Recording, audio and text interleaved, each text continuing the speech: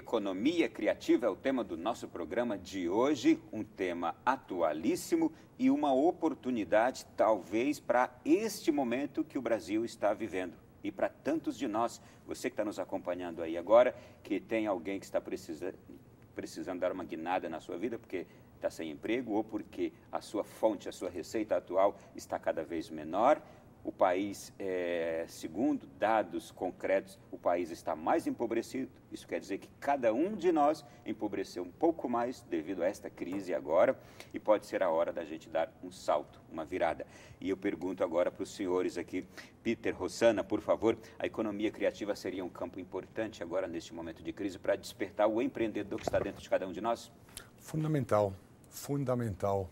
Eu acho que nesse momento que a gente está passando pelo país, em primeiro lugar, isso até foi falado ontem, na fala do nosso novo presidente, que eu achei bem razoável, é a volta da confiança do brasileiro no país.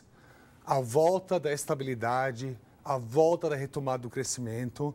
Então, nesse momento, talvez as pessoas que realmente precisam de um novo emprego, precisam melhorar seu faturamento, que querem aumentar os negócios, que querem voltar a ser ativos, querem voltar a investir, voltar a acreditar no nosso país, é fundamental a economia criativa. E eu diria que tanto o governo, mas também o próprio pequeno empreendedor precisa buscar os caminhos, porque muitas vezes é confortável falar, meu país está em crise, a economia está muito difícil, então eu não posso. Isso é uma realidade que não existe. Então, o pequeno empreendedor deve buscar seus caminhos. Um caminho talvez seja o Sebrae, que tem serviços fantásticos à disposição do empreendedor.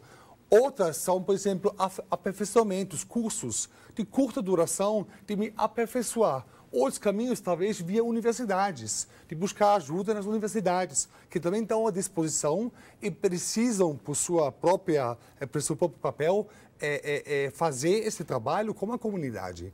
Então, o micro e o pequeno empreendedor, aquela pessoa que está buscando de se reerguer, está buscando novo faturamento, que são pessoas criativas, que são pessoas batalhadoras, eu tenho certeza que não só a criatividade, mas a postura, a volta dessa confiança, a busca de novas oportunidades vai trazer caminhos interessantes. E mais uma vez, o governo por si só não vai resolver a vida de ninguém, nós sabemos disso. Então, as pessoas precisam acreditar, precisam se aperfeiçoar naquilo que fazem para colocarem suas ideias na realidade e realmente dando e contribuindo economicamente com o país e como nós todos. Inclusive, o seu trabalho, já está embaixo no Brasil, faz esse trabalho de consultoria, de auxílio àqueles que procuram. Exatamente. Nós fazemos um trabalho muito forte, principalmente na área da inovação, como podemos, aí não estou falando de processos complexos, de projetos enormes, como podemos agregar valor para os pequenos e médios empresários, como podemos criar um processo de inovação. Isso não são processos onde você precisa de sistemas pesados de informática, precisa de algum conhecimento específico. São processos de sentar com as pessoas, pegar essas pessoas na mão e mostrar minimamente o caminho para transformar uma ideia numa ideia criativa, né? Falando de economia criativa, e numa ideia nova para implementar no mercado. Eu diria o maior desafio das pessoas é onde a gente podemos ajudar essas pessoas é implementar as ideias no mercado, transformar ideias em ação e ações em resultados. Resultados esses mensuráveis, inclusive. Pode falar, Rosana, por favor. Então, quando a gente fala em governo, e o Peter colocou de uma forma brilhante, nós não podemos esperar que o governo equacione as suas questões de política, de fomento, para iniciar uma ação voltada em economia criativa por meio das indústrias aqui instaladas, né? Isso vale para uma indústria grande, de médio e de pequeno porte. Mas para dar exemplos do empreendedor individual ou de um empresário de pequeno porte, eu gostaria de citar 3 casos, não é? Começando pelos mais jovens, que muitas vezes até estão empregados, mas que estão trabalhando em projetos paralelos relacionados à tecnologia. Eu conheço diversos alunos nossos lá na Fundação Getúlio Vargas que, nas suas horas livres, nas suas horas de folga, estão desenvolvendo, por exemplo, aplicativos para serem comercializados ou para empresas de telefonia ou para a indústria de games, que, por sinal, a indústria de jogos de animação movimentou no mundo mais recurso financeiro do que a indústria cinematográfica. Uau! Isso contando com Hollywood nos Estados Unidos e Bollywood na Índia, que são as duas maiores indústrias cinematográficas do mundo. Então, você, como empreendedor individual, ter um projeto relacionado à tecnologia como hobby ou atividade principal nesse momento de crise, seja para complementar uma renda ou para ter como fonte principal de renda, pode ser um caminho interessante. E aí, quando a gente fala tecnologia, não é só a indústria de games, tem aplicativos de celulares, de tablets, enfim, assim por diante, né? Um outro aspecto que pode ser explorado, e eu queria trazer aqui uma experiência que é bastante comum hoje na Europa, e ela começa no momento de crise, não é? E até hoje ela perdura, que é dos encontros gourmets que acontecem de forma pontual, são tidos como encontros pop-up. Não tem loja pop-up que abre em um determinado período, dura uma semana e depois encerra? Então, tem espaços gourmet que também são pop-ups. E aqui eu tenho que tomar muito cuidado com a minha fala, porque eu não estou sugerindo que haja aí um reforço da ação informal, mas no momento de crise é preciso usar a criatividade, não é? Então, na Europa, por exemplo, pessoas que tinham perdido seus empregos ou diminuído a sua renda passaram a oferecer jantares, almoços dentro das suas próprias residências. Sim. Isso como uma alternativa de complementação de renda. Aqui há que se tomar um cuidado, porque aí não há fiscalização, há regulamentação, enfim, mas é uma realidade verificada lá fora. Mas, né? Não, e é importante, é interessante. E é importante trazer esses exemplos, porque é a partir deles que aqui a gente pode adaptá-los a uma realidade nossa. Claro. E hoje, Ronaldo, essa prática verificada inicialmente na Europa foi estendida a demais países, Japão, Estados Unidos, inclusive com níveis de requinte altíssimos. Então você tem, todo mundo hoje gosta de cozinhar, inclusive está muito em evidência esses programas culinários, etc. Não é? Então hoje você tem alguém que cozinha bem, que tem uma estrutura razoável em casa, que vai montar jantares temáticos e vai cobrar por isso. E detalhe, nos Estados Unidos você tem alguns desses pop-ups gourmets extremamente caros, voltados para todos os bolsos. Então, investir em saídas relacionadas à alimentação, à prestação de serviços em um momento de crise pode se demonstrar um bom caminho. Vide a exceção dos food trucks. Os food trucks, isso. Não é? Além disso, agora tem as bice. As food bices, né? Então você tem uma espécie de um food truck formado nas bicicletas para vender brigadeiro, pão de queijo, café, enfim. Então há que se apropriar da criatividade também para se sair da crise ou para complementar uma renda. Moda, que é uma das indústrias criativas, então, que pode ser alavancada por meio de cooperativas ou mesmo de empreendimentos locais, artesanato. Turismo cultural, poxa, vamos promover e que talvez aqui no Brasil Brasília. seja algo mais comum o artesanato, não é? Com certeza. E nós temos uma pluralidade cultural enorme no nosso país. De norte a sul, leste a oeste, precisamos aproveitar melhor. Em termos de gastronomia, artesanato, de produção intelectual, teatro. Agora eu quero perguntar para vocês o seguinte. Com toda essa potencialidade, a variedade dessas riquezas de ações que temos em nosso país, existe hoje alguma associação que aglomere, por exemplo, essas pessoas, essas ações e que pudesse representar o tema a economia criativa e tornar hoje algo mais visível para ser apresentado, porque aquilo não se pode esperar, como vocês mesmos disseram, que venha uma ação do governo de cima para baixo, mas o tema deve chegar ao conhecimento dos governos e eles verem as possibilidades. Existe alguma forma de tornar mais evidente hoje o tema economia criativa através de representação? Existe sim. Nós temos alguns exemplos que merecem destaque no país. Já falamos do Porto Digital, em Recife, no estado de Pernambuco. Né? Nós temos algumas movimentações em São Paulo, né, que busca ser um estado criativo, uma cidade criativa. Então, tem 2 projetos que eu gostaria de citar para quem que tiver interesse em pesquisar mais a respeito, que é o Sampa Criativa e o Criaticidades, que foram desenvolvidos por hoje uma das maiores referências mundiais em economia criativa, que é uma brasileira, Ana Carla Fonseca Reis. Nós temos uma parceria estreita tanto na FGV quanto em consultoria para projetos específicos em economia criativa, não é?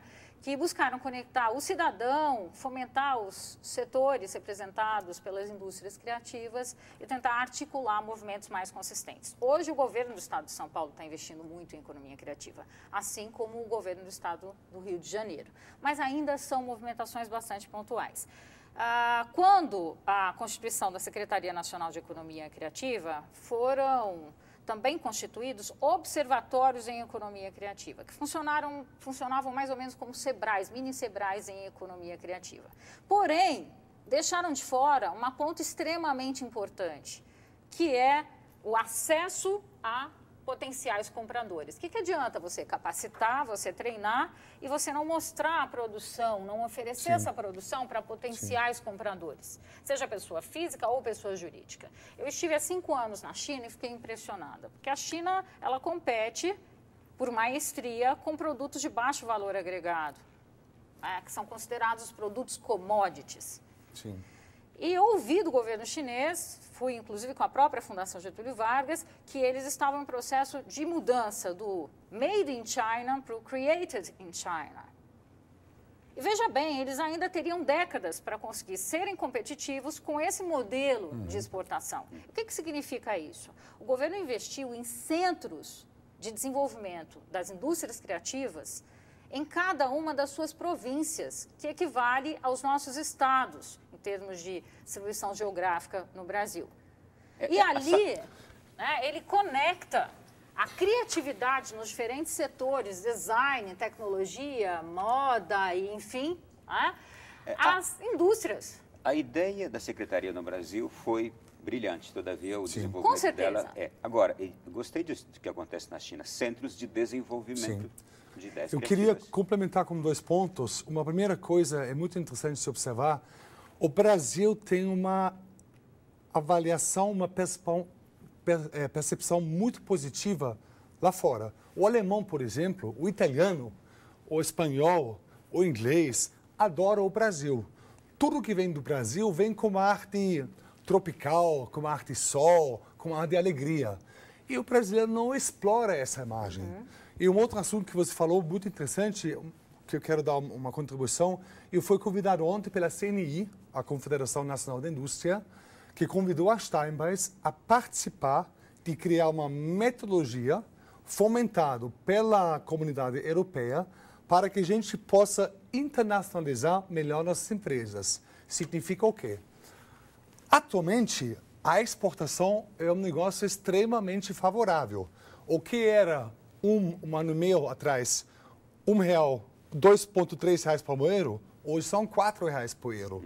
Então, a exportação, inclusive de produtos artesanais, produtos de qualquer tipo, é um negócio extremamente interessante. Só exatamente o que você falou. Essa entidade europeia percebeu que existe a Apex, existe o MD, como Ministério do Desenvolvimento Industrial, existe a MCTI, Ciência, Tecnologia e Inovação, existe o SEBRAE, existe o CNI, existem várias organizações e o pequeno empresário, ele fica meio que perdido. Ele não sabe exatamente para onde ir, exatamente falta essa sistematização. Então, ontem tive uma reunião na CNI, onde a gente vai compor a CNI, uma organização paraguaia, que é a Câmara de Comércio Paraguai, e a Steinbeis. Nós vamos exatamente sistematizar todas as informações, todas a ajuda que existe no Brasil para as empresas que querem se internacionalizar. Então, faltam entes, faltam métodos, faltam sistemas fáceis, acessíveis, para que o pequeno e médio empreendedor possa buscar ajuda, inclusive se internacionalizar e participar dessa oportunidade enorme de exportar seus produtos, né? De se colocar no mercado internacional. Seja moda que você falou, seja tecnologia, seja alimentação, seja granito, seja pedra, seja, enfim, frutas brasileiras. Nós temos tanta coisa, tanta riqueza e precisa sistematizar melhor para que o empreendedor saiba onde buscar ajuda nesse universo que tem, inclusive desconectado, ilhados essas organizações. Então, precisa ter uma sistematização melhor para que tenhamos um caminho, um passo A, B, C, D, para guiar os nossos empreendedores. A notícia que você nos traz é ótima. Tomara que aconteça. Vai acontecer. Com esse trabalho de vocês, o Brasil está precisando disso nesta hora. Fantástica notícia, mas eu tenho uma notícia triste, acabou o programa. Ronaldo. Nós temos que voltar outro dia para continuar, hein? Com certeza, Ronaldo. Voltaremos. Claro. Obrigado pela simpatia, acolhida de vocês. Fiquei muito contente aqui em recebê-los e em ouvi-los também. Rossana, muito obrigado mais uma vez. Eu que agradeço, um prazer sempre. Conte comigo. E Peter, você, por favor, retorne outra vez também. Com certeza, será um prazer enorme. Muito obrigado. Obrigado a vocês. A você de casa que nos acompanhou, a nossa gratidão. Este programa pode ser revisto na nossa página na internet, alemdanoticia.net. Você pode, mais uma vez, baixá-lo, multiplicá-lo para quem você quiser. Obrigado pela sua companhia, audiência. Até a semana que vem, neste mesmo horário, em mais um Além da Notícia. Boa noite, bom sono e até lá.